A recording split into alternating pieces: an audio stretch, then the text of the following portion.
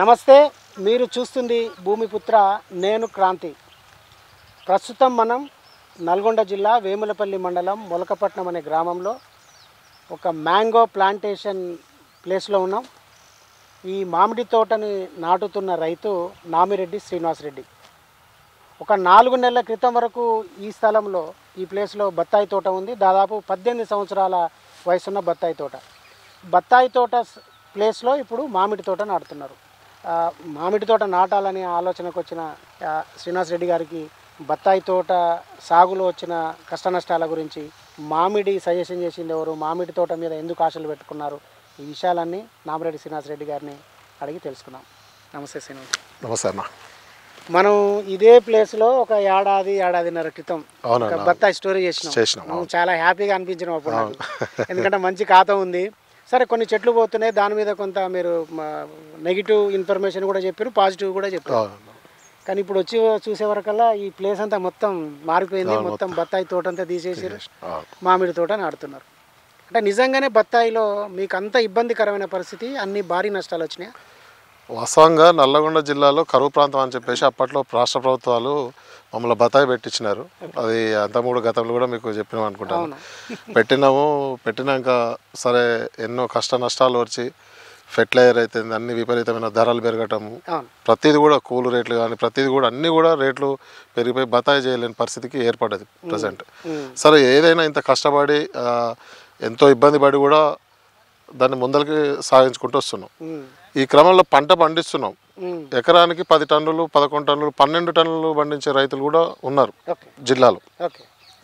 తీరా దీన్ని తీసుకొని పోయి మార్కెట్ పోతే అమ్ముకోలేని పొజిషన్ అయిపోయింది. దళారీ వ్యవస్థ, విపరీతమైనటువంటి దళారీ వ్యవస్థ. వేరే రాష్ట్రాల నుంచి వచ్చి నల్లగొండ జిల్లాకు వచ్చి ఇక్కడ రైతుల కాడికి వచ్చేసి రేటు పెట్టకపోవడం వాళ్ళు, సరే వీడు రేటు పెట్టట్లేడు కదా అని చెప్పేసి మేము మార్కెట్కు తీసుకపోతే ఇక మేము రైతు తెలిసినాక ఇక మమ్మల్ని వాడు ఎట్లా చూస్తున్నారంటే పురుగు కంటే హీనంగా.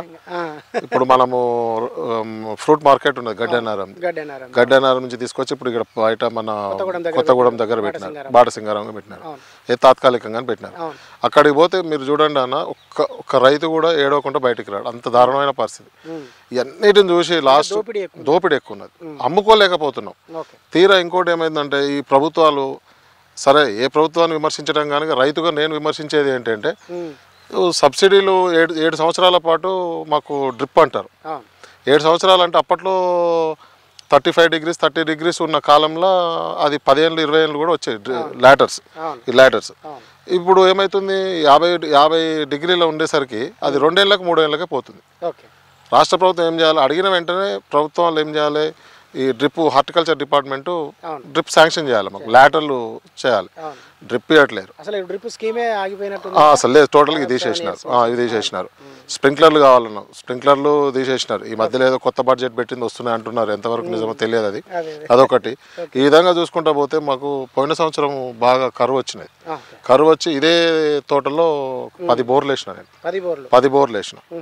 10 బోర్లకు కూడా ఒకటి పడలే. అది కూడా జ్యువాలిస్ట్ తీసుకొచ్చి వరంగల్ నుంచి తీసుకొచ్చి అన్ని సెర్చ్ చేసి చూసాం. ఇక్కడ కనపడుతుంటాయి పాయింట్స్ అని, ఇక్కడ కనపడుతుంటాయి తోట ముందల పొలం, ఎక్కడ కూడా బోర్ పడలే.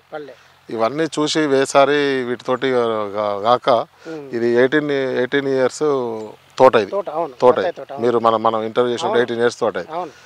ఇక బాగా తట్టుకోలేక నేను ఈ తోటని తీసేసి మామిడి దగ్గర దీంట్లో 450 చెట్లను తీసేసేటప్పుడు కొంచెం దుఃఖం వచ్చింది. కానీ ఇక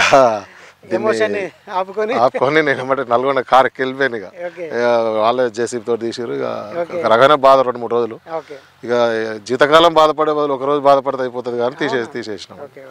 సో బత్తాయి తోట తీసేసారు. ఓకే, అంటే మామిడి తోట పెట్టమని ఎవరు ఆలోచన ఇచ్చారు? అంటే మామిడికి మంచిగానే ఉంటుందని అనిపించిందా? మన ప్రాంతంలో తోట బాగా ఎదుగుతుంది, తర్వాత దిగుబడి వచ్చిన తర్వాత మార్కెట్ బాగా ఉంటుంది అని.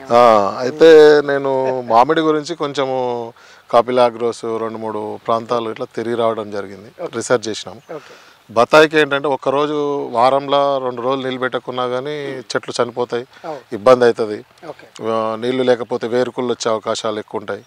ఇవన్నీ చూసినాం కాబట్టి నీళ్ళని తట్టుకునే నీటి ఎద్దడిని తట్టుకోవాలంటే ఒక మామిడి చెట్లే అని చెప్పేసి నేను తెలుసుకున్న దాంట్లో అర్థమైంది studies, తెలియొచ్చినాయి, అర్థమైందంటే మామిడి అయితే మంచిగా ఉంటుంది, ఓకే అది కూడా ఐడెన్సీ సిస్టంలోనైతే బాగుంటుంది అని చెప్పేసి మన ఉద్యానవన అధికారులు కూడా చెప్పటం, ఓకే వీళ్ళందరూ సలహా మేరకు మామిడి అయితే బాగుంటుందని మామిడి చూజ్ చేశాను. ఓకే.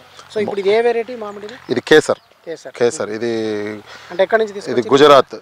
గుజరాత్కి వెళ్ళాము మేము, రైతులం ఒక 4 మెంబర్స్ గుజరాత్ వెళ్ళాం. ఓకే వెళ్ళి ఒక 4 రోజులు మేము అక్కడ లాడ్జ్లో ఉండి సూరత్లో ఉన్నాం. ఓకే సూరత్ నుంచి మళ్ళీ 30 కిలోమీటర్స్ ఇంటీరియర్ ప్లేసెస్ మొత్తం. అక్కడ ఉన్న రైతులు ఏం చేస్తారు, ఇంటింటికి ఒక 2000 మొక్కలు 5000 మొక్కలు వాళ్ళ మినీ నర్సరీలే, మినీ నర్సరీ. 100 ఎకరాలలో లేదు వాళ్ళ స్థాయికి తగ్గట్టు వాళ్ళు ఇంట్లో పెంచుకుంటుంటారు వీళ్ళు. ఓకే అంటే ఇది కటింగ్ కూడా ఏంటంటే పుల్లకి ఇట్లా వి షేప్లా చేసేది. ఓకే వాళ్ళ దగ్గర నుంచి మనము కొనుగోలు చేసుకొని నలుగురం రైతులు మొత్తం టోటల్ ఒక 8000 మొక్కలు తీసుకొచ్చుకున్నారు. ఎంత పడింది మీకు ట్రాన్స్పోర్టేషన్తో కలిపి? అంటే మొక్క రేట్ ఎంత ఉంది, ఇది ట్రాన్స్పోర్టేషన్తో కలిపి ఎంత పడింది? ఇది వాస్తవంగా జూన్ జూలైలో 80 రూపాయలు 90 రూపాయలు ఉంటుందట. ఓకే మేము అన్ సీజన్లో పోయినాం కాబట్టి మాకు 60 రూపీస్ ప్లాంట్ పడ్డది, 60 రూపీస్ పడ్డది. ఓకే మాకు టోటల్ పేరు మీద 8000 మొక్కలు అంటే 2 లారీలు. మాకు ఒక లారీలో 25 టన్నులు మాత్రం 24 టన్నులు మాత్రం వస్తుంది. ఓకే 2 లారీలు తీసుకున్నాం. లారీ కంటే ఆ లెక్కన చొప్పున వేసుకుంటే మాకు 25 రూపాయల చొప్పున అడ్డుపడ్డది. ట్రాన్స్పోర్ట్ 60 రూపీస్, అది 25 రూపీస్. ఇది మీకు మొక్క ఇక్కడికి మనకు తోట ఇక్కడ చేరడానికి 85 రూపాయలు. 85. ఇక మేము అక్కడ కార్ తీసుకొని లోకల్ విలేజెస్ ప్రతి విలేజ్ తిరిగి ఎక్కడైతే బాగుంటుందో చూసినాం కదా, టోటల్గా వేసుకుంటే ఒక 100 రూపీస్ ఖర్చు మొక్క పడ్డది. సో ఇప్పుడు ఇది మనకి ఏరియా ఎంత, మీరు ఇప్పుడు తోట నాటుతున్న ఏరియా? ఇది 4 ఎకరాస్ ఉంటుంది అన్న మినిమం. ఎకరాకి ఎన్ని మొక్కలు నాటుతారు? ఎకరా అంటే యాక్చువల్గా ఇప్పుడు మనం 15x15 పెట్టుకున్నాం దీనికి. ఓకే 15x15 పెట్టుకుంటే 545 మొక్కలు వచ్చినాయి ఇప్పుడు. సాధారణంగా అంటే ఇంతకంటే తక్కువలో పెడతారు. యాక్చువల్గా కాపిల్ ఆగ్రోస్ వాళ్ళు 5x5 పెట్టినారు వాళ్ళు, అంటే హై డెన్సిటీ. మనము అంటే కొత్త కదా, అట్లా ఎట్లా చేయగలుగుతామా చేయలేమా అన్న ఉద్దేశంతో 15x15 మన హార్టికల్చర్ ఆఫీసర్ విద్యాసాగర్ అన్న ఇట్లా మనకు బాగా కోఆపరేట్ చేసేది, ఎట్లా చెట్లు ఎట్లా ఉండాలి, ఎట్లాంటివి తెచ్చుకోవాలి, ఎట్లా అనేది చెప్పేది. వారి సూచన మేరకు 15x15 పెట్టుకున్నాం మనం. సో ఈ మొక్క మనకు ఎన్ని రోజులకు కాతకు వస్తుందని చెప్పారు? ఇది 3 years అన్న, ఇది 3 yearsకి క్రాప్ వస్తుంది. కాకపోతే ఇది ఐడెన్సిటీలో ఏంటంటే నాకు అంటే మన వీళ్ళు చెప్పేదాని ప్రకారం ఏంటంటే ఎంతసేపు ఉన్నా కానీ ట్రైనింగ్ అండ్ ప్రూనింగ్ మీదనే ఆధారపడి ఉంటుంది. చెట్టును పెంచాలి, 13 feet పెంచాలి. ఒక మొత్తం టోటల్గా వచ్చేసరికి ఒక 6-7 feet మధ్యలోనే చెట్టు ఉండాలి అనేది వాళ్ళ సలహా. దాని ప్రకారం 3 ఏళ్ల తర్వాత మనకి ఇది ఫలసాయం వచ్చే అవకాశం వచ్చింది. ఇందులో మొత్తం ఒకటే వెరైటీనా, మొత్తం ఒకటే అన్న, మొత్తం టోటల్ కేసర్. కేసరే తీసుకున్నాం మనం. ఎందుకంటే నీటి ఎద్దడి తట్టుకోవాలంటే ప్రజెంట్ ఇక మనకు ఈ మామిడికి వాస్తవంగా ఈ రోజు నీళ్ళు కట్టినాం అనుకోండి, ఒక 20 రోజుల దాకా వాటర్ అవసరం ఉండదు. మనకు సమ్మర్లో అదే ఉపయోగం కదా. ప్లస్ ఇది ఎంత లేదన్నా కేసర్ ప్రతిసారి కూడా మేము 5-6 years నుంచి నేను పోయి వచ్చిన దగ్గర అబ్జర్వేషన్ చేసింది ఏంటంటే టర్న్ వచ్చేసి 40 నుంచి 50 మధ్యలో ఉన్నది. అయితే ఈ ఫ్రూట్ ఏంటంటే మామిడిలోనే రాజు ఇది. దీనికి షైనింగ్ రావటం కానీ ఇదంతా కానీ టేస్ట్ విపరీతమైన టేస్ట్ ఉంటుంది. ఈ టేస్ట్కు బయట వేరే కంట్రీస్కి డిమాండ్ ఉన్నది. అందులోటి కూడా మామిడి అవును ఎక్స్పోర్ట్. అయితే ఇదేంటంటే వేరే దేశాలకు సప్లై ఉంటుంది. ప్లస్ ఇక్కడ మన తెలంగాణ ఆంధ్రాలో కూడా చాలా ఈ వెరైటీ తక్కువ ఉన్నది. సో మన దగ్గర తక్కువ ఉన్నది. మన ఆంధ్ర పోతే మొత్తం బంగనపల్లి ఆ రకమైన ఫ్రూట్స్ ఉన్నాయి వాళ్ళు. సో 3 సంవత్సరాలు దీన్ని మీరు పసిపాపని పెంచినట్టు పెంచాలి, మళ్ళీ మొదలు పెట్టాలి. మళ్ళీ జీరో నుంచి మళ్ళీ మొదలు పెడుతున్నాం. బత్తాయి తోట 18 ఏళ్ళ తీసేసిన తర్వాత మీకు ఈ 3 ఏళ్ళు రెవెన్యూ ఆగిపోయినట్టే, ఈ 4.5 ఎకరాలు. సో మళ్ళీ కొత్త పెట్టుబడి స్టార్ట్ చేయాల్సి. సో దీనికి వచ్చే చీడపీడల గురించి ఏమైనా అవగాహన పెంచుకున్నారా మరి మీరు? ఎందుకంటే జాగ్రత్తగా పెంచాలి కదా 3 సంవత్సరాలు. దీని మీద అంటే నేను వేరే తోటలు తిరిగి వచ్చాం కదా, వీటి మీద అవగాహన ఉన్నది. కానీ లెర్నింగ్ స్టేజ్ అన్నది. వాస్తవంగా ఏంటంటే లెర్నింగ్ స్టేజ్. బత్తాయికి మనము ఆకుని చూడగానే చెప్తాము, మిగతా అన్ని చెప్తాం. దీంట్లో నేను కూడా పసిపాప, ఆ చెట్టు పసిపాపే, నేను పసిపాప. సో అంటే వాటర్కు డ్రిప్ అరేంజ్ చేసుకుంటున్నారు. డ్రిప్ అంటే మనకు 1 ఎకరం యూనిట్ తీసుకుందాం మనం.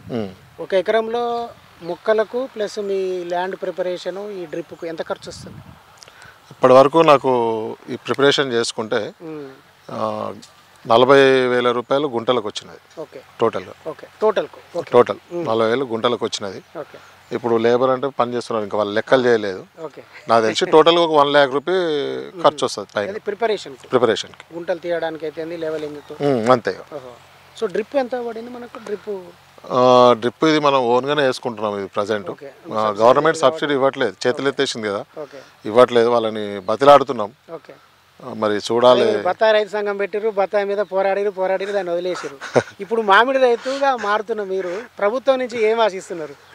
అడిగిన ప్రతి రైతుకు డ్రిప్ ఇవ్వాలంటున్నాము, ప్రతి రైతుకు పాంపాండ్ ఇవ్వాలంటున్నాం, టోటల్ కటింగ్కి యంత్ర పరికరాలు ఇవ్వాలంటున్నాం మనం. ఇవన్నీ ఇచ్చుకుంటా పోతే రైతును ఎంకరేజ్ చేస్తే రైతు ముందరికి పోవడానికి అవకాశం ఉంటుంది. ఎంకరేజ్ చేయకుండా అన్నిటిని తొక్కిపడేస్తే రైతు ఏం వ్యవసాయం చేస్తాడు? మళ్ళీ తోటలు తీసి ఏమవుతుందంటే, ఒకప్పుడు వ్యవసాయ రైతు ఆత్మహత్యలు చేసుకున్నారు కదా, బత్తాయి రైతు ఆత్మహత్య చేసుకునే పరిస్థితి ఏర్పడేది ఈ రోజుకి. ఈ విధంగా ఏంటంటే ప్రభుత్వాలు కంపల్సరీ ఆలోచించాలి, ఆలోచించి మమ్మల్ని ముందరికి నడిపిస్తేనే మేము ముందరికి నడుస్తాం. ఒక మిత్రుడు చెప్పిండు మొన్న కూడా ఒకటి, ఏమని అంటే వ్యవసాయం దండగాలో ఉన్నదా అని అన్నాడు. వ్యవసాయం దండగా ఏం లేదు, వ్యవసాయం చేసే రైతు మాత్రమే దండగా ఉన్నాడు, వ్యవసాయం మీద ఆధారపడ్డ వాళ్ళంతా బాగానే ఉన్నారు అని చెప్పిండు. అది నిజమే అనిపిస్తుంది అన్నట్టు ఈ పరిస్థితి చూస్తుంటే. సో బత్తాయి తోట రైతు నుంచి మామిడి తోట రైతుగా మారుతున్న మీరు సక్సెస్ కావాలని కోరుకుంటూ, 3 ఏళ్ల తర్వాత మీ మొదటి ఖాతా తెంపేటప్పుడు కూడా మళ్ళీ నన్ను పిలవండి, వీడియో చేద్దాము. సో మీకు 3 ఏళ్ల తర్వాత అంటే మామిడి తోట మీద పెంచుకున్న భ్రమలు సక్సెస్ అయినాయా కాదా, నిజంగా బత్తాయి బాగుండనా, మామిడి మంచిగుందా అన్నది కూడా మనకు వేరియేషన్ మనం రైతులకు సూచించవచ్చు. సో ఈ తోటలు పెట్టుకోవాలనుకునే రైతులకు చివరిగా మీరేమైనా సలహా ఇవ్వగలుగుతారు? అంటే నేను ఏమంటున్నా అంటే బత్తాయి టోటల్గా నేను ఏమంటున్నా అంటే 10 ఎకరాలు బత్తాయి పెట్టానే రైతు 10 ఎకరాలు పెట్టే బదులు ఒక 5 ఎకరాలు బత్తాయి పెట్టుకోవాలి, ఒక 5 ఎకరాలు నిమ్మ, 2 ఎకరాలు నిమ్మ, 2 ఎకరాలు మామిడి మిక్స్డ్ ఉంటేనే బాగుంటుంది. ఒకటే దాని మీద ఆధారపడితే చాలా ఇబ్బందులకరంగా ఉంటుంది. సో రకరకాల ఉన్న పొలంలో అదొక ఎకరం అదొక ఎకరం అట్లా ఉంటే మంచిగా ఉంటుంది. ఉంటే ఒకటి లాస్ చేసినా ఒకటి అవకాశం ఉంటుంది. లాభాలు రాకపోయినా. ఓకే సార్, ధన్యవాదాలు. థ్యాంక్ యూ అన్న.